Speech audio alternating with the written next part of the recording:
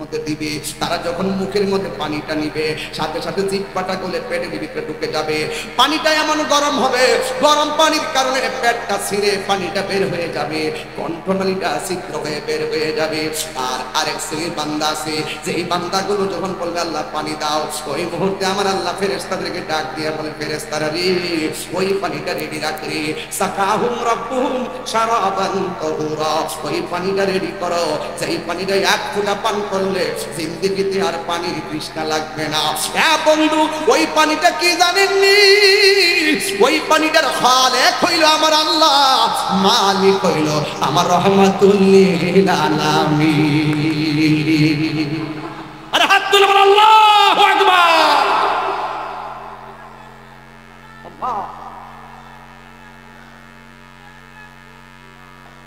আল্লাহু আকবার বলেন। ওই পানিটার রং হলো দুধের চাইতে সাদা, সুবহানাল্লাহ বলেন।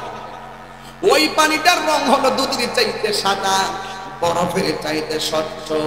ওই পানির মধ্যে আমার আল্লাহ ঢেউ বানাইছে, এই ঢেউগুলো আমার আল্লাহ বানাইছে মনি মুক্তা দিয়া। আর ওই পানিটার স্বাদ কেমন জানেননি? ওই পানিটার স্বাদ হলো মধুর চাইতে আরো মিষ্টি। কর্ণফুলী নদীর ডান দিকেও মাটি, বাম দিকেও মাটি, কিন্তু হাউজে কাউসারের পার আল্লাহ বানাইছে মাটি দিয়া না। হাউজে কাউসারটা যে আমার আল্লাহ নবীর দান করছে, ইন্না আতাইনা কাল কাউসার, দান যে করছে রে বাবা, এই দানটা কেমন দান দেখেন। আমি আল্লাহ নবীর যে এই হাউসটা দান করেছি, এই হাউসটা ডান পাশের মাটিগুলো বাম পাশের মাটিগুলো আমার আল্লাহ মাটি দিয়া বানাই নাই, এইগুলো আমার আল্লাহ স্বর্ণ মুদ্রা দিয়া বানাইছে। আর ওই নদীর নিচে যে মাটি আছে, এই মাটিগুলো দুর্গন্ধ নয়, এই মাটিগুলো আমার আল্লাহ মেশকে আম্বর দিয়া বানাইছে। এই হাউসটা কই থাকবে জানেননি?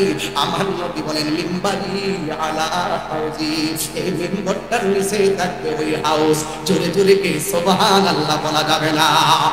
আসমানের মধ্যে যত তারকা আছে এর চাইতে গুণের গুণ বেশি এমন পাত্র বানায়া রাখবে, ওই পাত্র দিয়া দিয়া নবীর পাগলের দলেরা হাউজে কাউসারের পানি পান করবে। চিৎকার মেরে কন্যা আল্লাহু আকবার। এই জন্য আমার যুবক বিদায় বেলায় কথা শুধু একটাই বলা যায়, রমজান রমজান রমজান। এই রমজানে মনে আছে আমি নাও পাইতে পারিনি, আপনিও না পাইতে পারেন, এই জন্য এই মাসটারে সম্মান করবেন।